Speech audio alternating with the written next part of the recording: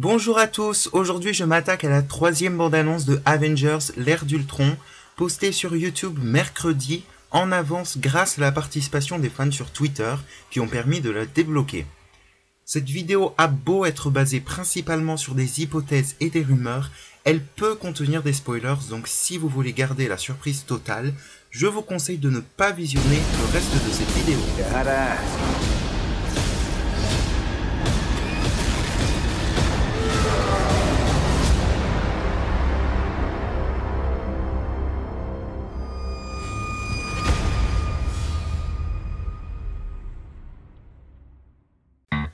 La nouvelle bande-annonce s'ouvre donc sur cette forteresse, déjà présente dans les deux premières.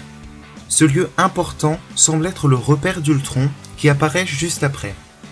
Il est assis sur un trône et on entend sa voix dire qu'il a été créé pour sauver le monde, mais ça j'y reviendrai après. On notera l'apparition des jumeaux Scarlet Witch et Quicksilver, qui semblent être du côté d'Ultron, en tout cas au départ. Je ne peux m'empêcher de me demander comment, puisqu'ils étaient prisonniers lors de leur apparition à la fin de Captain America, le soldat de l'hiver. Mais il faudra probablement attendre le film pour savoir le comment du pourquoi. On revient à Ultron, qui expose son plan pour la paix, qui consiste en fait à provoquer l'extinction de l'espèce humaine. Pour la première fois depuis le premier Avengers, nous avons droit à un aperçu de la nouvelle tour Stark, qui est devenue la tour Avengers. On passe ensuite à la voix de Tony Stark, qui parle de la création d'Ultron. Selon ses propres mots, il s'agissait à l'origine d'un programme d'intelligence artificielle et de protection du monde. Il semble avouer être responsable de tous les événements auxquels nous assistons par la suite. La scène qui suit est très intéressante. Il s'agit d'une discussion entre Stark et Rogers, où ils semblent exposer les raisons pour lesquelles ils se battent. Un petit avant-goût de Civil War, où ils seront ennemis et donc à prévoir. Black Widow et Bruce Banner vont se rapprocher dans le film, mais jusqu'à quel point? Marvel nous sert ensuite un super plan des Avengers à l'action. On voit ensuite le Quinjet des Avengers, leur fameux véhicule utilisé pour les longs déplacements, et qui apparaît également plus tôt dans la bande-annonce.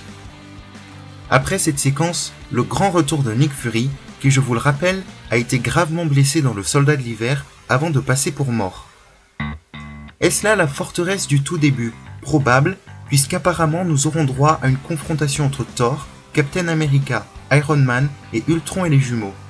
Sinon, je suis ravi de voir le nouvel uniforme de Steve Rogers, n'étant pas le plus grand fan de celui que l'on nous a proposé dans Avengers.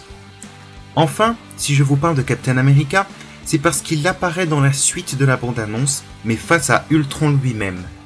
Le bouclier en vibranium de Captain America semble être une arme efficace contre le nouvel ennemi. Mais, attention, grosse théorie, c'est sans doute suite à cela qu'Ultron se couvre dans la première bande-annonce de cette substance, pourquoi pas du vibranium, et le résultat serait le fameux bouclier cassé.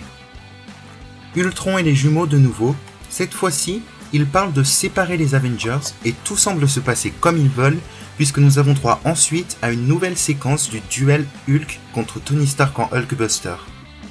Ensuite, un aperçu des pouvoirs de Scarlet Witch et Quicksilver, qui lui apparaît également dans X-Men Days of Future Past, mais pas de mise en commun du personnage évidemment. La sorcière rouge peut créer chez ses victimes des hallucinations en manipulant leurs pensées. Sera-t-elle à l'origine des flashbacks que nous promettaient déjà les bandes annonces précédentes? En tout cas, elle utilisera également ses pouvoirs pour se défendre. La rumeur parlait d'un changement de camp. Cette bande-annonce nous le spoil un peu avec cette dernière bataille où l'on voit clairement Scarlet Witch se battre aux côtés des Avengers. Voilà, je pense que j'ai fini. Ah non, attendez, j'oublie juste le plus important, la vision. Le personnage était confirmé pour le film, mais n'était apparu jusqu'à présent dans aucune des bandes-annonces, et ce que l'on savait de son look se limitait à quelques apparitions discrètes sur des images promotionnelles. Quel sera son rôle dans le film? Tout laisse à supposer qu'il sera créé par Ultron, et les rumeurs veulent qu'il apparaisse environ à la moitié du film en tant que vilain, avant de se rallier à la cause des Avengers. Une image des futurs Lego pour l'ère Ultron place la vision dans la scène opposant Captain America à Ultron. Or, si l'on s'arrête un peu sur cette séquence, on remarque une silhouette dans le camion, mais elle ne semble malheureusement pas correspondre.